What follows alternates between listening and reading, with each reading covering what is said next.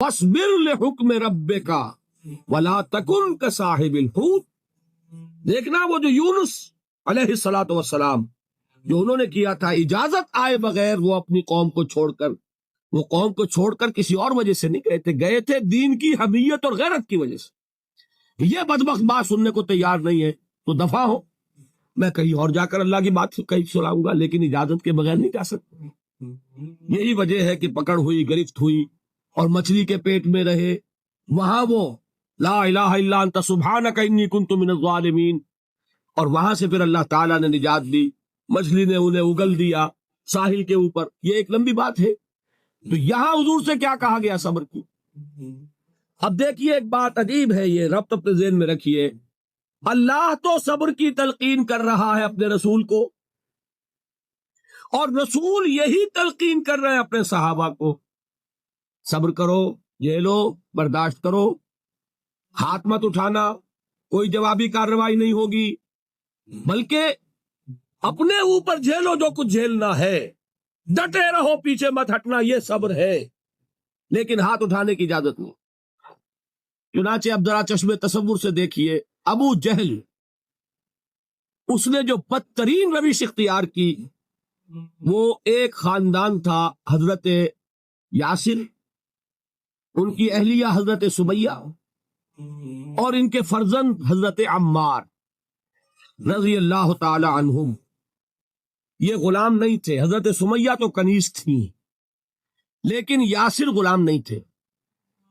ان کی کہانی یہ ہے، واقعہ یہ ہے کہ یہ بہت نیک آدمی تھے. یاسر یمن کے باشندے، انہیں کو خواب میں بشارت ہوئی کہ نبی کا ظہور ہونے والا ہے مکے میں، جاؤ شاید ان کے قدموں تک پہنچ جاؤ.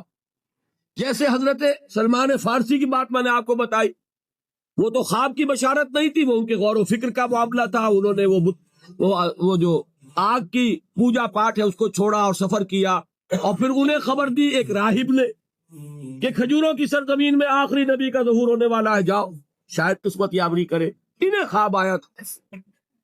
یہ یمن سے ترک وطن کر کے مکے آ گئے. ابو جہل کا ایک چچا تھا، بہت شریف النفس انسان، اس کے ساتھ معاہدہ کیا حلیف بن کر، اور وہ مکے میں رہنے لگے. اس لیے کہ یہ نوٹ کر لیجئے، مکہ اس وقت ایک قبیلے کا شہر تھا، صرف قریش. یا قرشی رہ سکتا تھا وہاں، یا قرشی کا حلیف.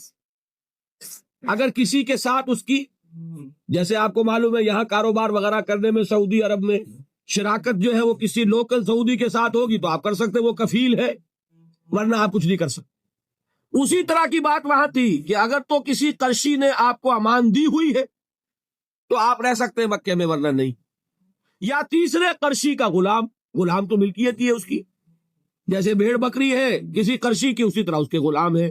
یہ تین کیٹیگریز تھی انسانوں کی مکے میں. اسی کو نوٹ کیجئے کہ جو بیچارے غلام تھے وہ سب سے زیادہ ستائے گئے، اس لیے کہ غلاموں کے تو حقوق ہی کوئی نہیں تھے. ان کو تو اگر کوئی شخص اپنے غلام کو ذبح کر دیتا تھا تو بھی کوئی پوچھنے والا نہیں. بالکل ایسے ہی ہے نا، آپ کی بکری آپ نے ذبح کی، گوشت کھا لیا، کوئی آپ سے کوئی پوچھ سکتا؟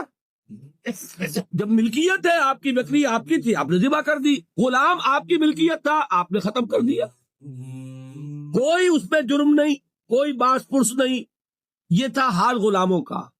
بلال غلام تھے، ابو فقی غلام تھے، زنیرہ ایک کنیز تھی. ان کو جو ماریں پڑی ہیں اس کا آپ کو معلوم. حضرت بلال کے ساتھ جو کچھ امیہ ابن خلف نے کیا، کہ جس طریقے سے کہ حیوانوں کی لاشیں جو ہے کھینچ کر گھسیٹ کر لے جائی جاتی ہیں، ان کی گردن میں رسی ڈال کر گھسیٹتے، اسی طریقے سے حضرت بلال کے گردن میں رسی ڈال کر ٹھیک دوپہر کے وقت مکے کی سنگلاخ گلیوں کے اندر گھسیٹا جاتا. نیچے زمین جل رہی ہے توے کی طرح، اور ویسا بھی ہوتا تھا کہ چت لٹا دیا، اوپر سے وہ آگ مکے کا کہ سورج جو ہے ذرا نوٹ کیجئے، آگ برسا رہا، نیچے زمین توے کی طرح جل رہی ہے، اور ایک بھاری سل بھی لا کر جو ہے سر پر رکھ دی، چھاتی پر رکھ دی گئی ہے کہ آواز نہیں نکل رہی، جھاگ نکل رہے منہ سے. لیکن اس حال میں بھی احد احد احد، ایک ایک اللہ، قل هو اللہ احد، الفاظ نکلے. یہ ہے وہ صبر، یہ ہے وہ صبر، صبر علی الابتلاء، صبر علی الایذاء. یہ ابتلاء اور ایذاء پر صبر ہے. جھیلو، برداشت کرو، اس توحید پر قائم رہو، محمد کی رسالت کے اقرار کرتے رہو صلی اللہ علیہ وسلم، لیکن ہاتھ نہیں اٹھانا. اب میں آپ کو بتا رہا تھا یہ تو غلام تھے، یہ جو تھے یاسر یہ حلیف تھے، غلام تو نہیں تھے نا. البتہ وہ ابو جہل کے چچا کی کنیز تھی یہ سمیہ، انہوں نے اجازت لے کر ان سے نکاح کر لیا، یہ تو کنیز رہیں گی. بیٹا جو ہوا وہ بھی ایک طرح سے جب کنیز زیادہ ہے تو غلام ہو گیا، عمار ابن یاسر. وہ جو شخص تھا بہت شریف النفس ابو جہل کا چچا، وہ مر گیا. اب ابو جہل جو ہے اس خاندان کا سربراہ ہے، لہذا یہ تینوں جو افراد ہیں وہ اس کے رحم و کرم پر ہے. یاسر کو بھی پروٹیکشن اگر ہے تو ابو جہل کی ہے، ابو جہل جو چاہے کرے، اور سمیہ تو کنیز ہے ہی، اس کا تو کوئی حق ہے ہی نہیں، جو چاہے کرے. اور عمار ان دونوں کا بیٹا ہے، لہذا بدترین معاملہ کیا ابو جہل نے ان تین افراد کے ساتھ. حضرت سمیہ کے ساتھ جو کچھ کیا گیا ہے آپ اس کا تصور نہیں کر سکتے. بالآخر جو شہید کیا ہے حضرت سمیہ کو ایذائیں دے دے کے، سسکا سسکا کے، ان کے جسم کے نازک حصوں کو جلا کے، داغ دے کر. کہتا کیا تھا؟ ایک دفعہ کہہ دو کہ میرا جو یہ بت ہے یہ بھی الہ ہے، مان لو میں چھوڑ دوں گا. تنگ آ گیا، کسی طریقے سے ایک دفعہ کہہ دو پھر میں چھوڑ دوں گا. لیکن یہ میاں بیوی حضرت یاسر اور حضرت سمیہ رضی اللہ تعالی عنہما، یہ ہے ثبات، یہ ہے صبر، یہ ہے استقلال. ایک مرتبہ بھی کہنے کے لیے تیار نہیں، جو چاہو کر لو، اب ہم تو اس سے پیچھے نہیں ہٹے. تنگ آ کر اس نے حضرت سمیہ کی تو شرمگاہ میں برچھا مارا اور شہید کیے. حضرت یاسر کے بارے میں ایک روایت یہ ہے، ستا ستا کے، تنگ کر کر کے، آخر کار جو ختم کیا انہیں شہید کیا کس طرح؟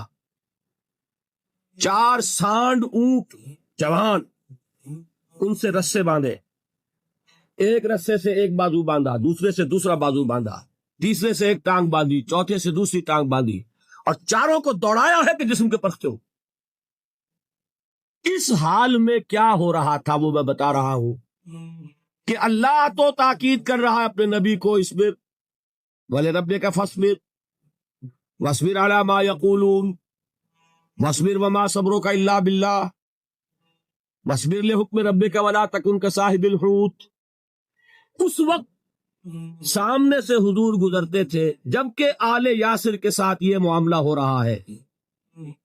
کیا فرماتے تھے؟ اسمروا یا آل یاسر فَإِنَّ مَوْعِدَكُمُ الْجَنَّةُ، اے یاسر کے گھر والوں صبر کرو، جھیلو، اس لیے کہ تمہارے وعدے کی جگہ جنت ہے.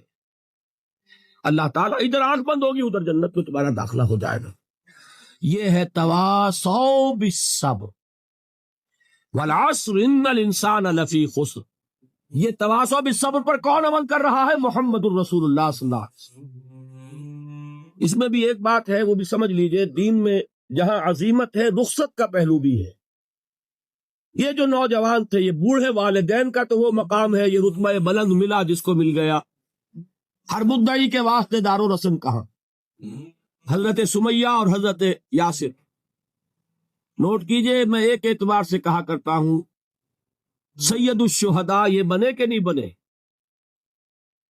ان کو جو فوقیت حاصل ہوئی، الفضل للمتقدمین، سب سے پہلی جان دینے والی یہ خاتون اور سب سے پہلی جان دینے والا اللہ کے لیے، توحید کے لیے، محمد کی رسالت کے لیے صلی اللہ علیہ وسلم. دے تو بھی محمد کی صداقت کی گواہی.